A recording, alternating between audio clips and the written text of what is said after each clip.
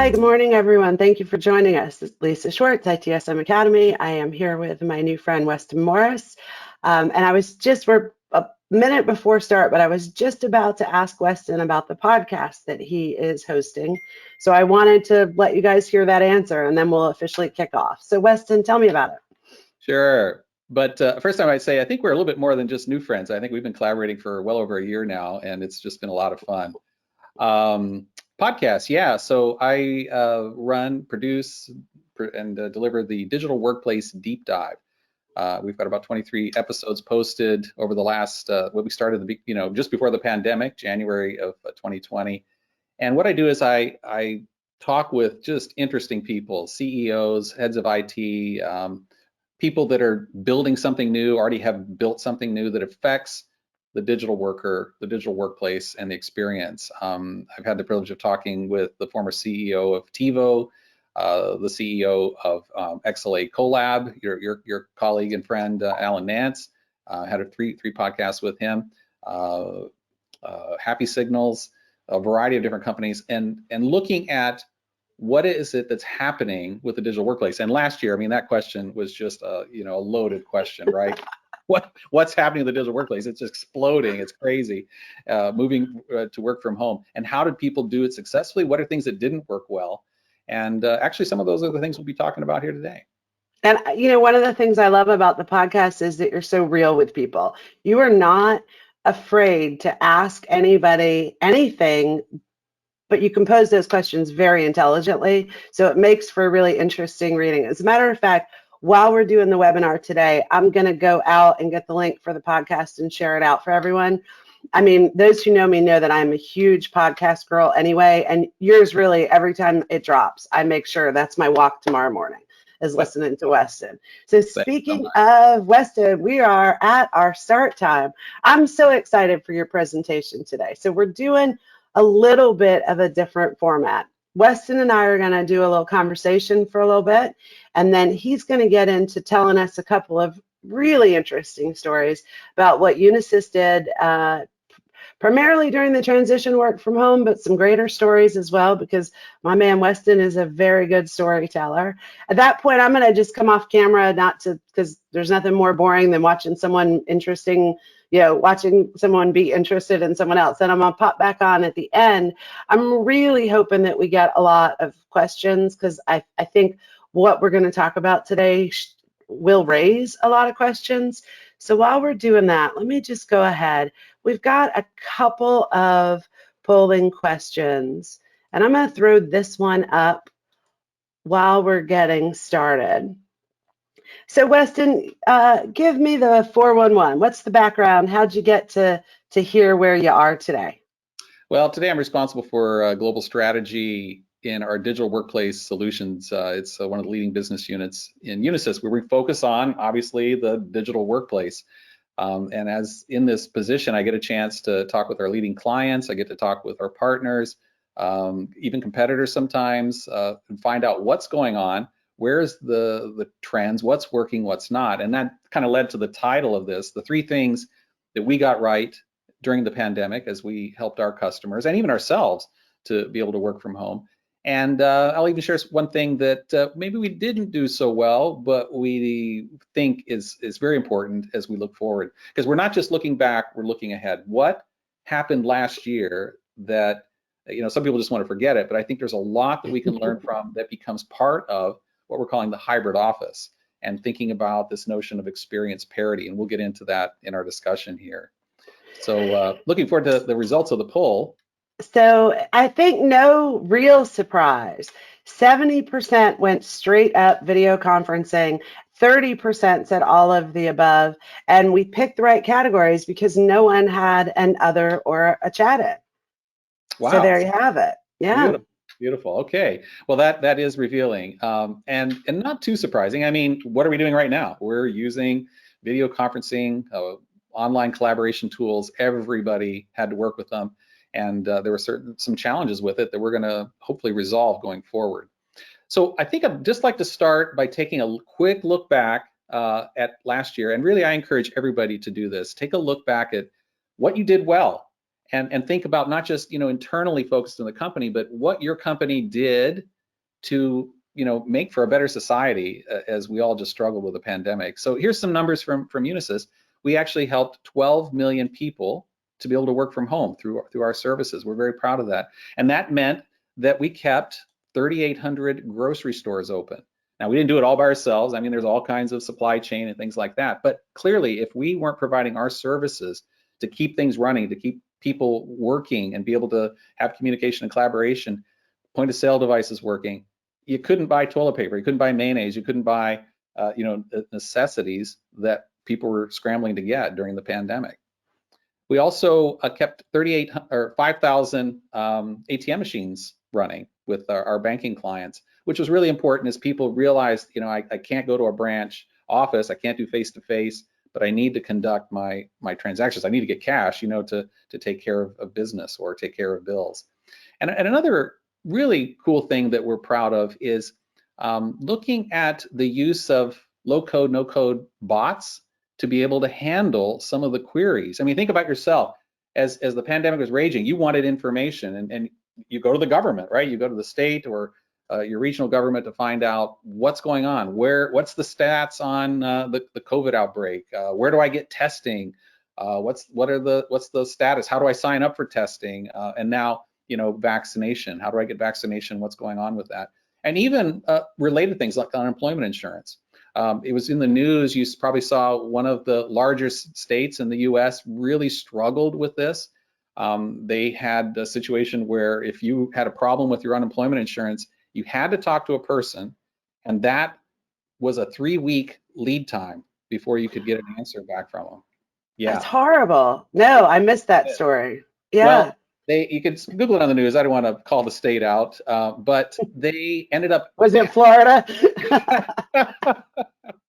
No, it wasn't Florida, but they had massive hiring. You could see the number of people they wanted to hire for service desk to be able to answer the questions. Now, one of our customers, another state in the U.S., realized they did not want to suffer through that. They had to be responsive to citizen queries. And so what we did is we helped set up for them this low-code AI chatbot to be able to answer questions. Because here's the cool thing about a chatbot. It's not super smart, but what it does really well, and it's scalable. Mm-hmm. If I need 5 today, if I need 5 million tomorrow, be able to handle 5 million queries, it can do it, right? And so that's what they did. We rolled that out for vaccines, we rolled it out for the testing, we rolled it out for unemployment insurance, and now they're looking to use it for their normal stuff like, driver's license and fishing and hunting licenses. That's awesome. Really proud of that, Lisa. And like I said, doing a little bit of bragging, but I encourage all of you to do this. Look back at the cool stuff you did. So what I'd like to do now, I think we have another poll, is that right? Looking ahead to the future?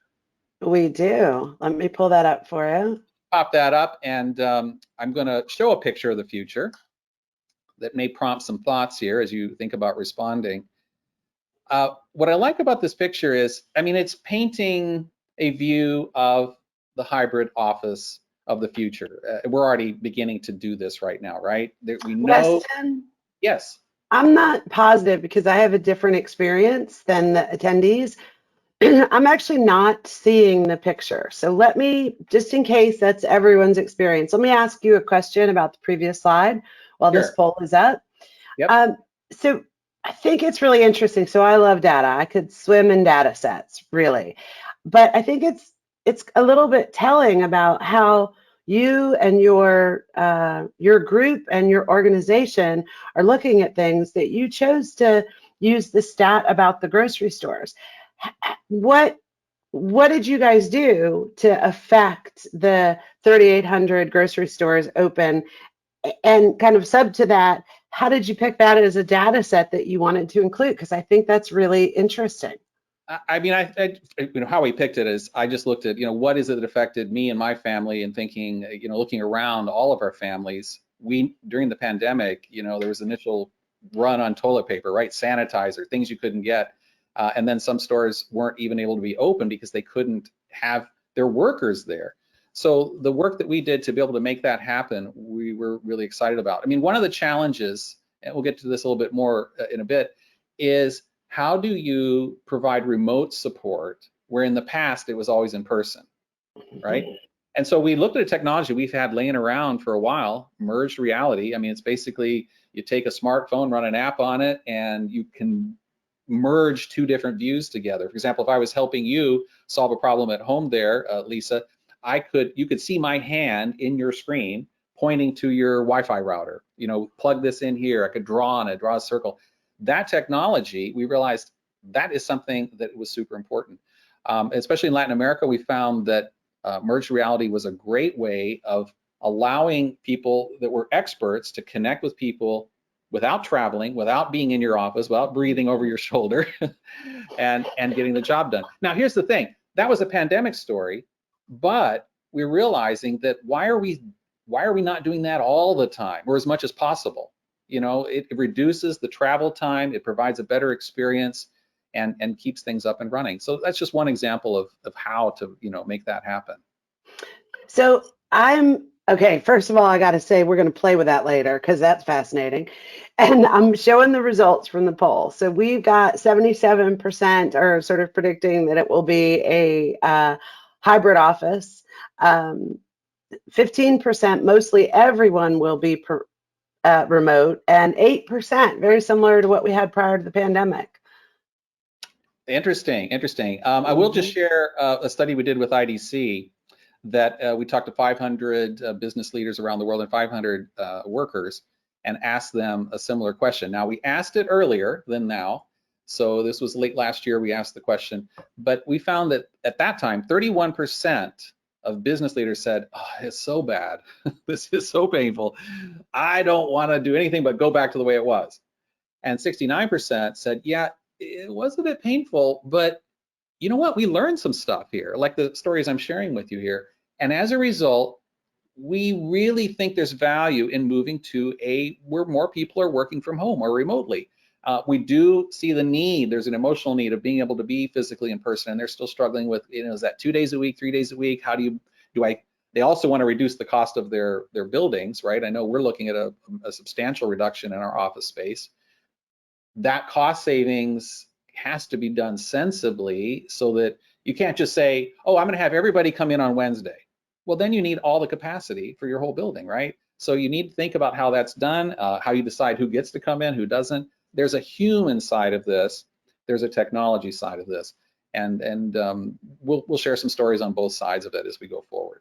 That might have been a little bit telling because you said who gets to come in, and if I had said that sentence, I would have said who has to come in. There's a bit of both of that. Yeah, there is a bit of that. So let me ask you, what's wrong with this office picture showing? Yes, it is showing, and let me say, I would love to get some chats about what's wrong with this picture. What's wrong with this office? So this is a hybrid office of the future. We've got people coming back to the office. We got people connecting in remotely. We're looking for experience parity, you know, between both remote and the in-person workers. So Lisa, I'll let you be the voice of the audience. What do you see here? Well, let me ask a question. Can you define for us experience parity in case folks on the call aren't familiar with that term?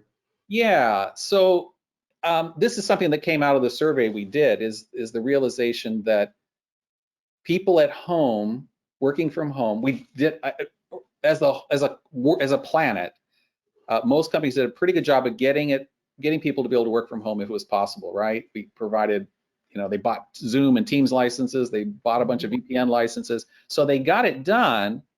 But there's a question about, you know, are they as productive? Are they as happy? What happens when things go wrong?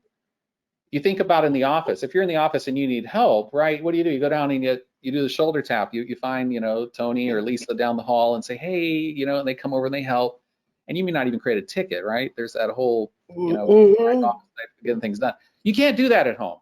So when things are broken at home, what do you do? And also, when you do call the service desk from home, in the past, most companies have had a pretty hard line that says, you know what, we're not here to help you with your stupid Wi-Fi and Comcast problems and connectivity with your router. That's your problem. Sorry, we draw the line there. We'll help you with your corporate PC. We'll help you with your BYOD PC as long as we've got, you know, some management on it. We'll help you with that stuff. But we realized, you know, that we had to throw that out the window. One of our customers does one of the largest advertising firms in the world. They do a lot of Super Bowl ads. We realized that model would not work. They had like 80,000 people getting to work from home in just a short period of time. We had to start answering questions on, how do you secure your home Wi-Fi? How do you change the password so that it's secure enough that will let you, do this confidential work that you're doing, proprietary work on your home PC? So that's one aspect of it, is the scope of what help you provide has to change. And you have to think about, how do you provide remote support where in the past you would have sent someone to that person's home or their office, and you can't do that anymore, or maybe you don't want to do it anymore because you're realizing that's an expense that we should be able to get around. So there's some technology to talk about. And there comes your augmented reality. But I mean, Unisys, you guys are a service provider. You're under contract. How was there a financial implication? Did your clients get on board with that? How did that work? Well, I think during the pandemic, there was a couple things that almost every company was willing to relax. One was the long list of security checks or approvals. We didn't bypass security, but you had, it's a lengthy process, right? Okay, let's streamline that. That was one thing that changed. And the other was hey, we've got these SLAs. We wrote them without a pandemic in mind. If we stick to these, will your users have a great experience? Remember, like you think about some of the SLAs are average handle time, how long you spend on a phone, how quickly you get off. Well, if I'm really concerned about getting that home worker productive on that first call, maybe I'm going to spend more than 7 minutes on the phone. Maybe it's 30, right? Maybe I quickly escalate to L2, right? Or I quickly take advantage of some remoting technology to resolve that problem. And then the third thing that's happening is this move from reactive to proactive. And we're kind of jumping ahead a little bit because there's a little story about Sophia that I think will illustrate this very well. Yeah. Let's get back to this question. What's wrong with this office? Okay, so we've only had a couple of people chat in, but almost everyone who did has picked the right answer. Her 1998 clipboard, where only they are seeing the data. Exactly. And so why is that a problem? Here, the company has invested in technology to provide remoting. They've got Zoom or Teams or web meeting, something, right? Slack, that's allowing them to let people connect remotely. But there's a human side of this. Maybe there wasn't training given to the people that are in the room, and they revert back to, holding up a piece of paper, working on a whiteboard, an analog whiteboard around the corner, and the people that are connecting, you'd almost hear them going, hey, Sally, can you hold that paper up to the camera so that we can see and collaborate? There's not experience parity here. That's the thing. And the question is, how do you achieve experience parity? The technology is part of it. There is a OCM part, training people on it. And there's an additional level of technology that we need to roll out here that is able to monitor what's going on, not worrying about a privacy thing, but more a performance, what's happening with this Zoom meeting or the Teams meeting that's happening here. Is there poor quality? Is there gaps in the audio? Was there a disconnection? Detecting that automatically is now possible. And that is something we at Unisys are pioneering. We think it's different from just simply looking at proactively resolving problems on the PC to proactively detecting, resolving problems with this experience of remote collaboration. So if I were to upgrade something and it started crashing on me, I don't have time to call the service desk necessarily. You're saying like the service desk can see, hey, you downloaded a new version of Outlook, or you were pushed, maybe in that case, a new version of Outlook. I'm seeing that your Outlook has crashed 3 times in the last 2 days. Do you need help? Is that what you're saying you guys are doing? Exactly. Yeah, you've got the picture. Wow. And so it can happen one of 2 ways, Lisa. One is, let's say you do call and you say, hey, and maybe you're not even describing the actual cause of the problem. You're talking about some experience, your most recent pain. I couldn't upload an email, or the email is stuck, or the document, the SharePoint's hung, or something like that. We then could very quickly take a look at the history of what's going on your PC, that person that's providing help, and look back and see that, yeah, you had 3 crashes with Outlook last week. There was a blue screen, and there was also an upgrade that was done, prior to that. and they can see this whole picture, because a lot of times we don't remember, right? Mhm. Eyewitness accounts are not as valid as police will tell you that, right? That eyewitness accounts we think are the gold standard, they're not. It's like, we don't remember, we got things out of order, but here I don't have to ask you, I can look and we can find that out. Now that is still reactive. It's a better reactive experience. What's even better is if, Lisa, I recognize that by being able to collect this performance data on a bunch of PCs and actually go beyond the PCs and looking at your collaboration experience, realize that, for example, there is a latency problem on 500 people in your company, and they're all in the sales department. It's not happening with HR. It's not happening, with research or the executives. It's the sales. Okay, that data. Shadow IT, something's happening.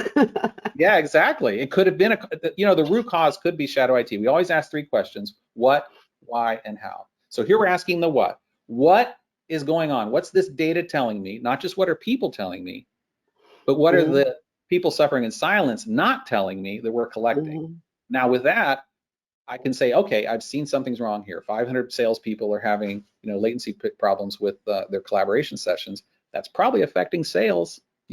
So the next question is, why is that happening? Now here, again, I can dig into the data here, or it might be I need to go and look at the cloud. I might need to look at identity management, might look at what was released recently. It might be a memory problem on the PC, right? Once I find the answer to the why, I now finally get to the only question that matters.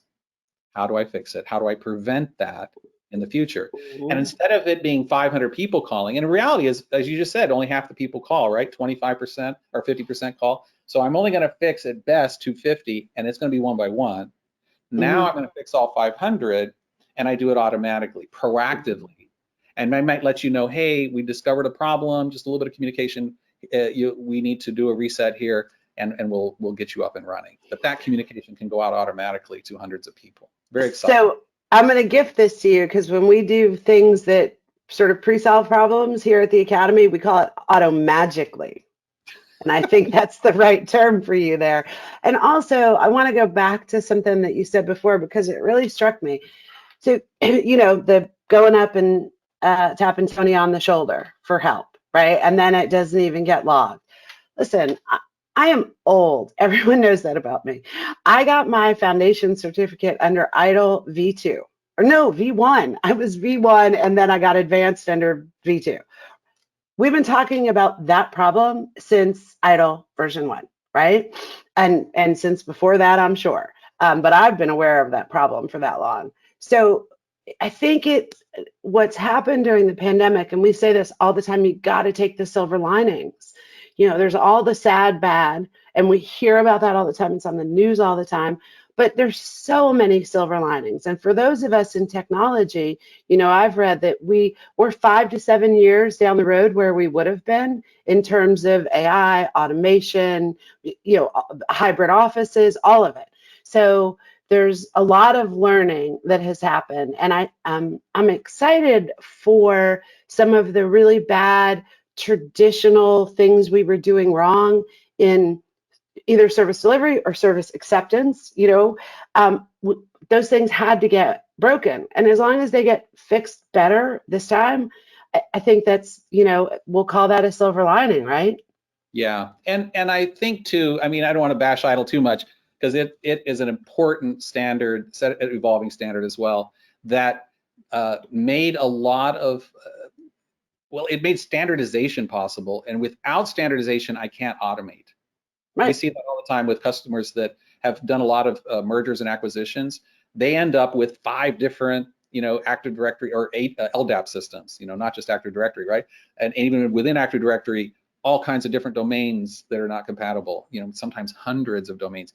If you've got that, you can't automate. There's no way I can push out an automation that makes sense. You first have to standardize, and ITIL really helps with that. Once you get to automation, now the question is, can I add AI to that and personalization? So it's not one size fits all, which is what standardization drives.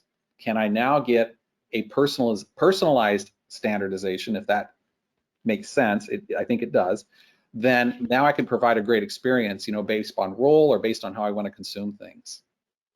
Well, and I think that's interesting too, this shift to experience, because, again, mocking how old I am, I really remember early conversations, particularly here at the Academy, with early accounts, including Unisys, I think before you even worked there. But the conversation of, we've got to really go with a paradigm shift. We've got to stop thinking of a server, and we have to start thinking of services. And I think for a lot of organizations that have really increased their maturity, it's one of the things they've done really well. But now, and the pandemic has really pushed this forward, we can't just be thinking about services, because I could, watermelon dashboards, right? We could say we have all the services and everything is green, green, green, green, green. So everybody's getting what they need.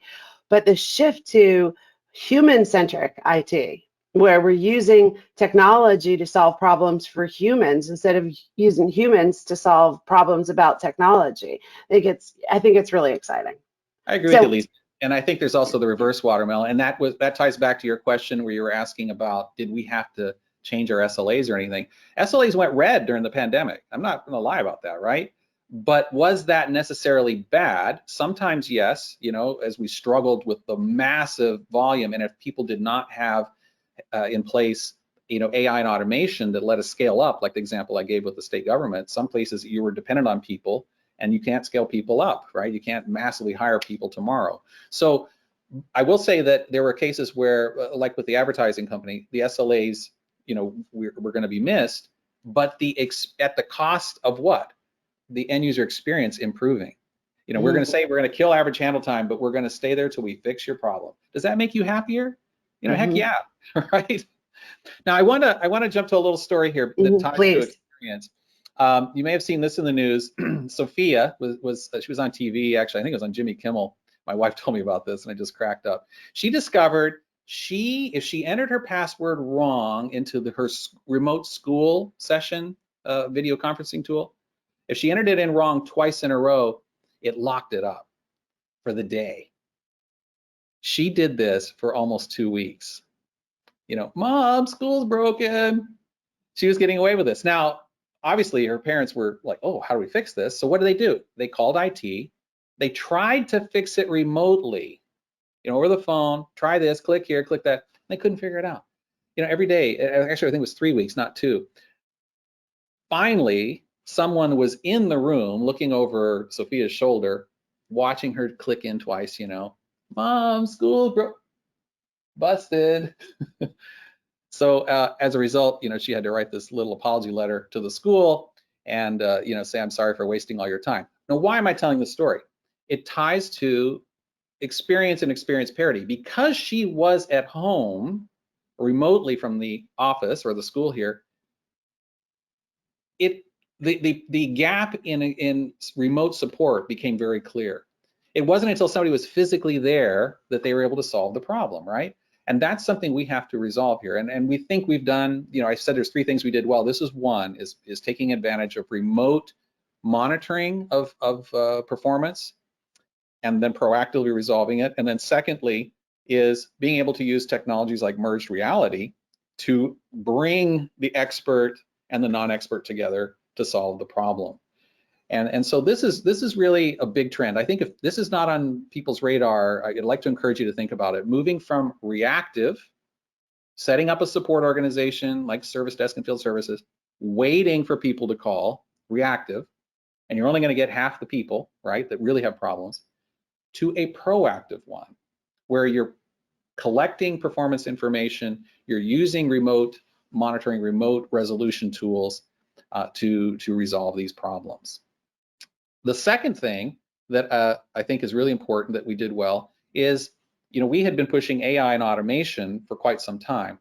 One of our customers that does food production, they had a goal prior to the pandemic of getting about 73% of their manual processes automated. So this things like, installing software, ordering software, onboarding an employee, resetting a server, those sorts of things. So we're up to over 80% now, and we did a lot of that even during the pandemic. What they realized is a lot of the things that they had done for automation, just as pure, good business sense, actually helped them during the pandemic. They were able to react during a disaster and make changes very quickly because they didn't have to roll out a bunch of people to get people working from home. They were able to take advantage of automation. So if you think about examples of like onboarding and offboarding an employee, to get a person to work from home, you're kind of offboarding them from the office, moving them from a desktop and a certain set of apps to maybe a mobile device with a different set of apps. You had to re-provision them over again as onboarding and offboarding. Because that was automated, it really made a difference. Now, what they're looking to do is take that to the next level and add AI.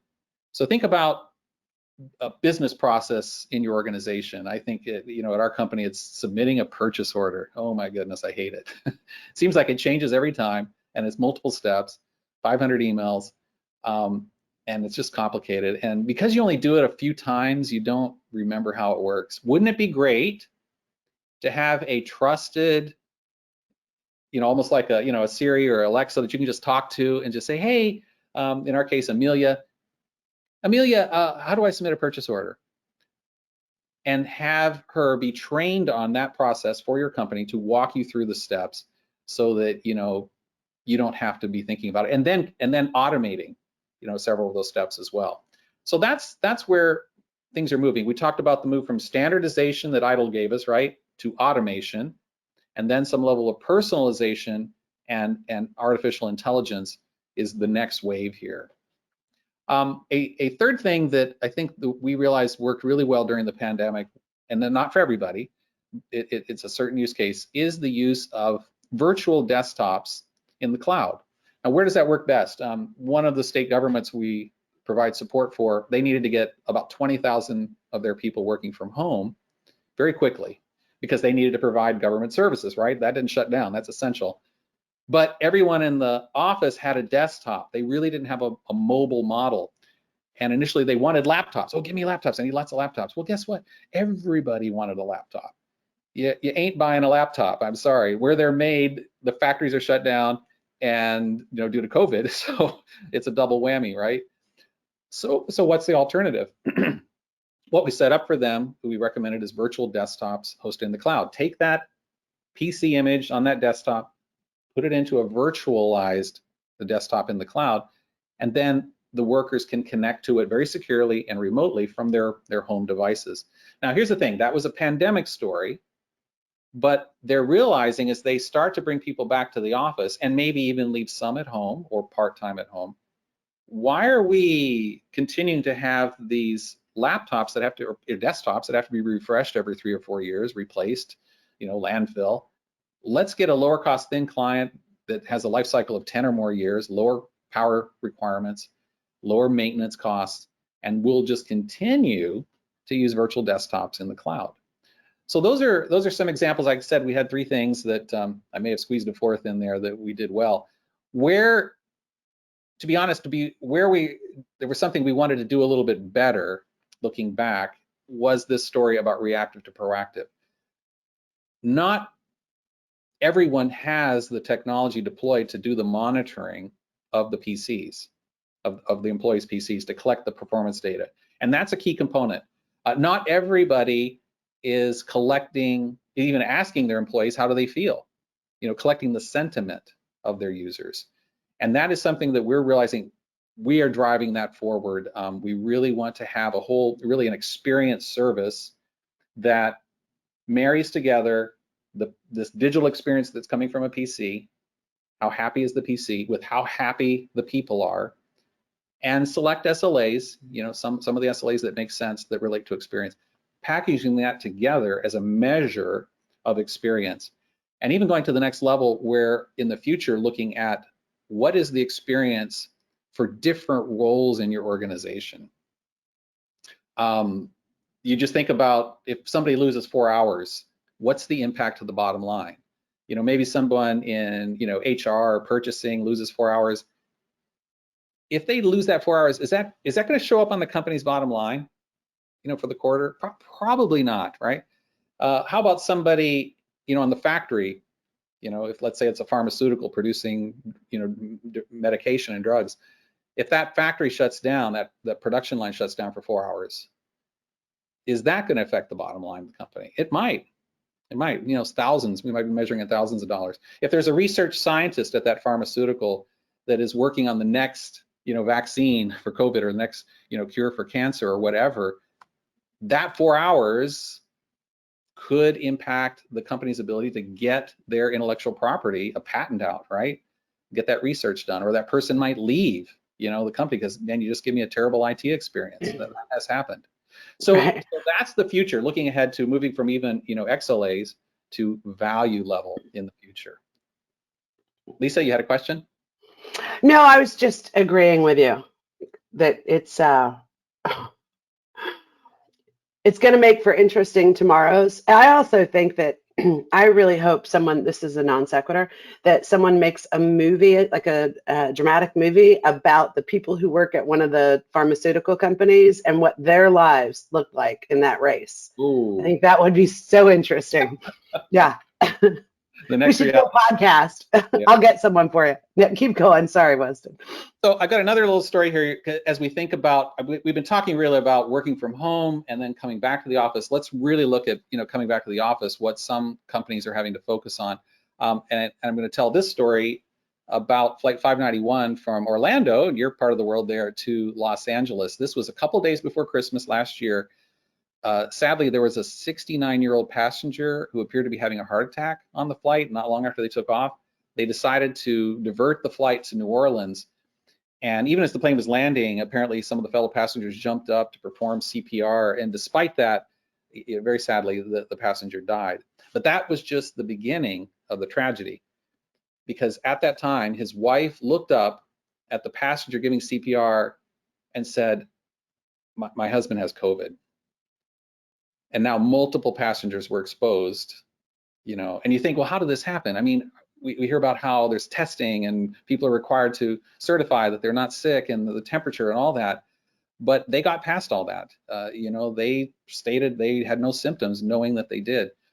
And as a result, we saw 21 days later here in the US, the CDC mandated that travelers in the US are required to provide negative COVID tests. And of course, that led to this headline, where in Paris, there were 7 people charged with selling faked virus test documents so that people could travel if they either didn't have a test or they had it and they were still sick. They're $360 each, So I mean, why am I telling this? Aren't we beyond all this? Aren't we beyond testing and everything like that? Maybe. I mean, it was about 10 years ago, right? We had to start taking our shoes off at the airport. We're still doing that, right? Will testing ever go away? There's talk of variations on the virus and maybe a different type of thing coming forward. I guess the point is this, not so much to focus on just COVID and everything, but thinking about what do you need to change in your office. People are realizing as people are coming back, I need to know better who's coming in and more about them than just, Joe is an employee of Acme Corporation to let them in. We need to know a little bit about their health, not only for them and the security of the people in the building, but for other reasons as well. And so this is something we've rolled out for our customers, this UPass capability that integrates with testing. We're talking about, a lot of people are talking about a health passport, a digital health passport. That can be integrated with this. It can be integrated with, the smart, the camera systems, the biometrics, to allow a person to come in, not just because of who they are, but their state of being as well. And even inside of the building, a lot more IoT and sensors we're going to start seeing in buildings. We remember that conference room we looked at earlier? Just imagine up in that conference room, some sensor that's detecting, was the room even used? How many people were in it? Does it need to be sanitized? That is all types of things that are now automatable. We're partnering with Lenovo. We provide services for them for their Think IoT services, which is really all about providing smart services, in a building. And then we provide the integration to make that happen. So this is I have a question about that. Sorry. Yeah. So on the, here, let me come back on so you can see me. So does it need to be sanitized? Is that based on amount of people in the room and how long people were in the room? It's not like scanning the room for dirtiness. No, it is about people and it's about usage. And so It can be whatever it needs to be as things evolve, right? So right now it's like, was the room even used? Was anybody in this room, right? There's even IoT control devices to, do the ionization or UV lighting to automatically, wipe out germs in a room. And again, is this something we just need for COVID, or is this something we just need for normal life in, the 21st century? It's a good question. It is a good question. I think that I don't see a future in which we're not seeing at least a majority of passengers on an airplane wearing a mask. Because you get sick on planes anyway. You know what I mean? I know me, because I normally in the before times travel quite a lot, and I'm lucky I travel here and internationally. I'm wearing a mask forever. I'm not getting sick on airplanes anymore. That's me. Yeah, it's interesting that I was talking with my doctor for my physical, and she said that, she says about the flu shot. She says, yeah, we're not pushing that because, due to social distancing and masks, people aren't getting the flu like they were. Like, huh. So interesting there. So I think I've got a recap here about some recommendations, but I think we have another poll. Is that right? We do. Let me pull that up. I'll advance to this while you're doing that. So what are the biggest barriers to experience parity across your workforce? The support experience is unequal across work locations. We have great technology. People just don't know how to use. The communication and collaboration tool experience differs between remote office or other. And if it is other, please chat in. Yeah, I'm looking forward to the results of this one because I suspect the answers will be quite different this month than they would have been in January or versus July of last year. And I think what the importance of this question is realizing you need to ask the question. Yes. Repeatedly. Yep. And then make use of it. And I'll get to that here in this, in this recommendations going forward. One of the things I was on I actually did a XLA, sort of introduction to experience level agreements for a company yesterday. And so there were several interesting things that came out of it. But one of the questions that I asked was, how long has it been since you've looked at your CSAT, your customer satisfaction surveys? Because, part of the whole experience parity is looking at the data set that you can get to, right? And figuring out kind of why we call it the art and science of experience, because there is data and it's the, sort of, if experience is all about how you made someone feel, how do you get to that data? And that's, part of what we're trying to sort of normalize. And actually lost the train of thought there. How did I get there from this? Well, I think where you're headed. That's embarrassing. Thank you. Save me. Yeah, I think where you're heading is, going back to that point of you need to ask the question. You were talking about, even looking at data you already have. People have CSAT, people have NPS perhaps, or they have some surveys. Don't feel like that isn't useful. That's a great place to start. It's a matter of looking at it and then making decisions as to what to do differently. People hate taking surveys if they feel like no one is going to look at it or nothing's going to be done. Nothing's going to be different. You just wasted my time. Yep, exactly. Yep, exactly. And so thank you. You did save me. My point was they didn't know years for sure since anyone had looked at what questions are we asking. So imagine all of the experience improvements that have happened since the last time someone looked at that data set, right? What questions are we even asking? And, as I said to them, and someone on the call was like, oh my God, I'm so on that. I said, also the other thing is don't ask questions that you already know the answers to or that you can't do anything about. There's no point. And, so if you know that we're not going to get the ability to give more memory to this sales department that's having trouble, then you really want to ask the question that's going to be the answer to. If you know you can't do anything about it, focus on the things that you can actually act on and do things about. Yeah, otherwise it's a wasted question, right? Mm-hmm. Yeah. So how does the poll shape up here? you have a It is shaping up. It was a dead heat almost the whole way through. But in the end, we got a tie between sport experiences unequal, great technology people just don't know how to use, which I find that fascinating. The the communication and collab tools are running at 25%, so the other at 33%. And then our other is at 8%, but no one chatted in. Okay, well, we'll have to dig into that a little bit later. Well, thank you. That that is great. And again, I think more than the actual answers here, it's the importance of asking that question, that self-analysis to determine what it is that needs to be changed. And that actually ties in with what we're showing here, the recommendations that we have that we'd like to share with you. One is looking at the people. You talked about, do they know how to use the equipment? Do we even know what they're feeling? So you need to start with measuring the experience. You mentioned, surveys. We can't get away from surveys, but they're a pain and they have to be done well. And we have to balance between asking, too many questions or not getting enough information, doing it too frequently where it's a pain, to actually being able to get information that's needed.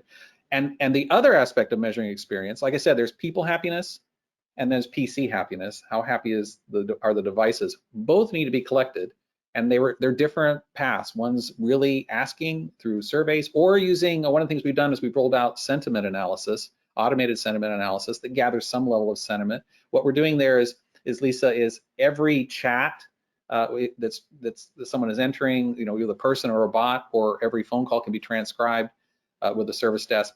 That then can be fed through natural language processing and analyzed to determine about 5 different emotions, ranging from anticipation, joy, all the way to disgust and anger.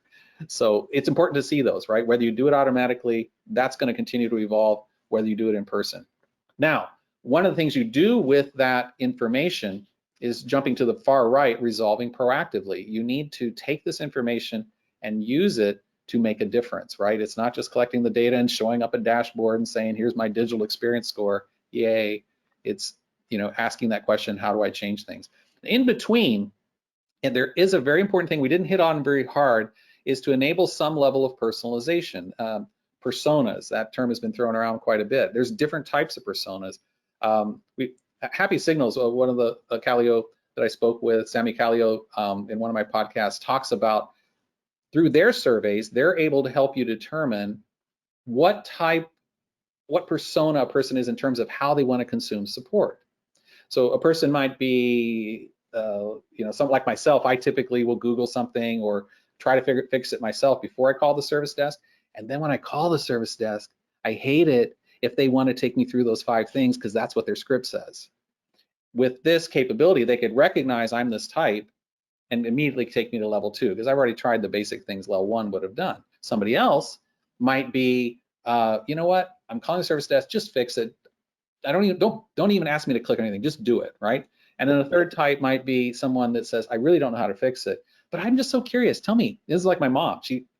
Every time I try to help her with something, she says, oh, what are you doing there? What are you doing? I says, you don't need to worry about this, Mom, because you're never going to do it. She says, but I just want to know how it works.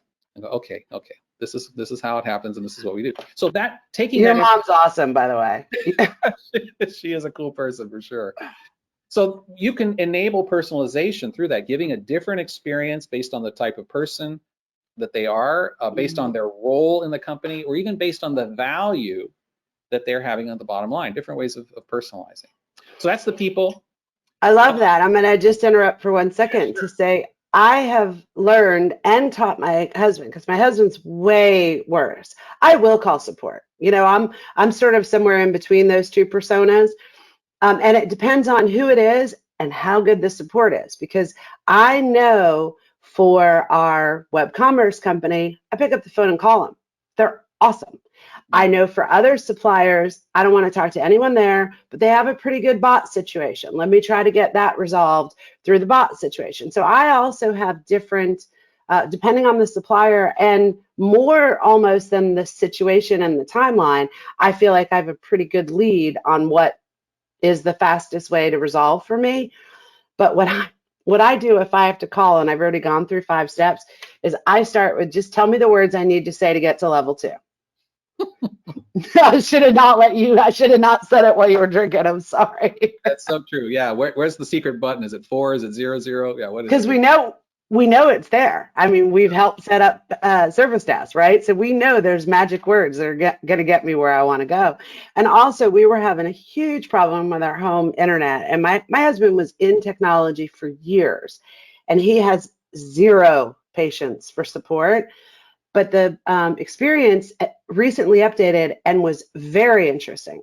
First of all, they reached out to us and said, we noticed that you have an older router and we did or are doing some update. And so your thing isn't going to be able to so we went and bought the new router. I said, well, is the router from them or are they just trying? He said, no, I think they're really trying to make it better. Well, it made it horrible, right? So now you also have me who's so super dependent on, I mean, we all are, but if my internet's not working, it can be impactful. If I'm with students, it could impact learners. So, it's a thing for me.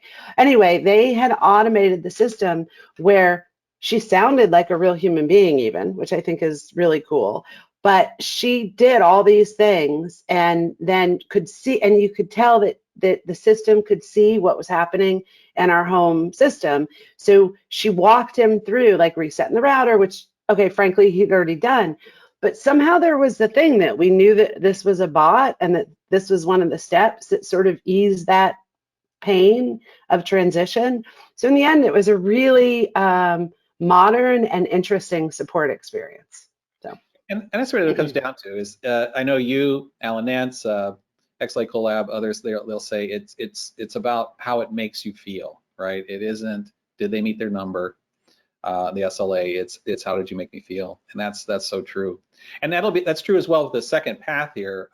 As we think about people coming back to the building, there's things that, people have fears about, health and how much is in place to protect me and keep track of things inside of the building, that are really going to help me. So the smart building is going to continue to evolve, especially as office space shrinks and we start using different rooms for different things. Setting up really good conference room capabilities where everybody's a first-class citizen, or at least more, you get more experience parity than in the past where, some cameras up in the corner and some monitoring, you can't hear the people in the back of the room. Those are fundamental things that really we have to address. And then the last, and this ties to some of the things that were mentioned in the poll, is the experience. Thinking about not just delivering IT and technology, but an experience that is going to let your employees do a better job, be more productive. And you'll see here, not much in the way of technology. It's about human stuff, communication, communicate early. For one of our customers, a financial company, we realized that their highest value people, the financial traders, they were only like 15% of the employees, but they brought in over 80% of the revenue, had stopped using the service desk. They hated it so much. They called it the helpless desk. We realized together with the client that we had to do some sort of internal marketing almost to convince them that it was different. And so we put together some videos and we explained these questions. And if you want to write them down, I highly recommend it. We found this to be very useful. What's changing? Why is it changing? How is it going to benefit you, the employee, and how is it going to benefit the company? Because there's some, they're not always the same thing, right? One might be cost, one might be experience. And then this one we found to be super important. We were missing it before, but we've added it. What is my role as an employee in making this successful? And lastly, if I have problems, where do I go for help? If you communicate those 5 things, you will really make a difference with the success of an IT rollout. It's a whole of if you build it, will they come? No. If you build it and you communicate all of this, they will want to come, or at least be more agreeable to coming to participate, yes. So we recommend that entirely. That's that early communication. And it's not just pushing information out. That's what this first bubble is. The second one is ongoing engagement. It's this important thing about collecting their experience, finding out how they're feeling, and not just about some little thing like their last call to the service desk, but their last entire moment in time. Yeah, exactly. Yep. That builds, these moment in times all become this massive thing. And then you better do something with that data. If people are feeling like you're collecting data, Amen. That's that Yeah. course correction at the end. And that, So yeah, go ahead. so repeat number 5 for me, because frankly, number 4 got my brain spinning so hard. So tell me number 5 again. Yeah, I'll just repeat them all, see if I can get them straight here. So the first one is explain what's changing. Secondly, explain why that's changing. Thirdly, explain how that's going to benefit both the employee and the business.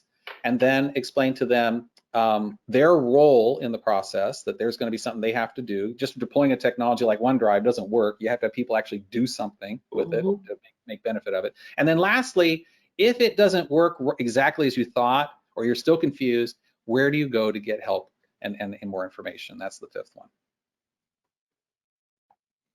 So with that, I'd like to just give you a couple of, shameless plugs. You mentioned the podcast at the beginning.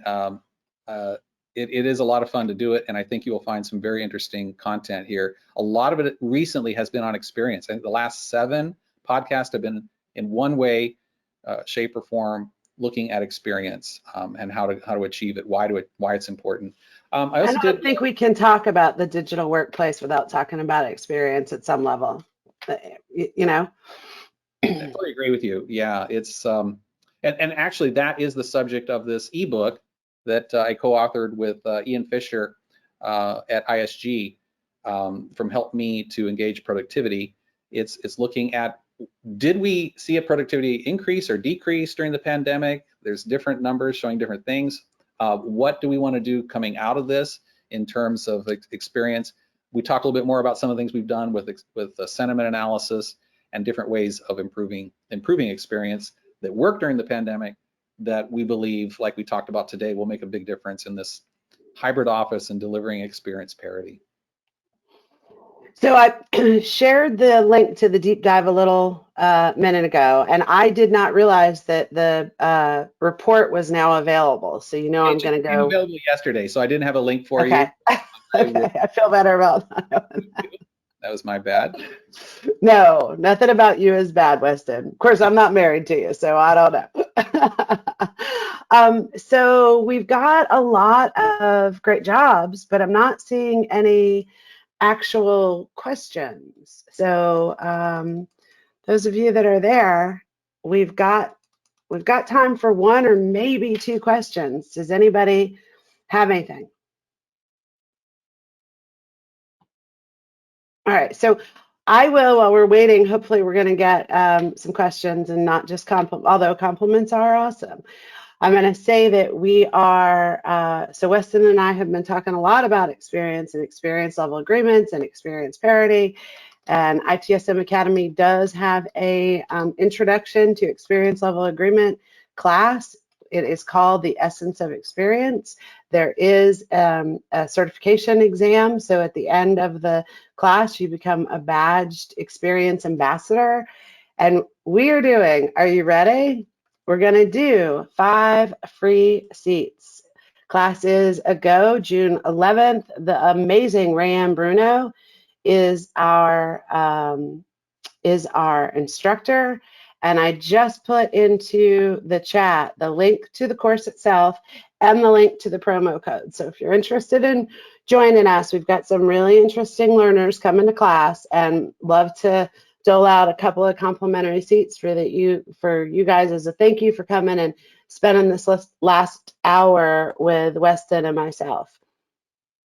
And no, only compliments, no questions, which tells me you did it all perfectly. So yeah, Weston, I think that's it. I really, really enjoyed this. And again, for those of you that are on, no kidding, I listen to a lot of podcasts, some of them all just for fun, and some of them are a little bit more work related.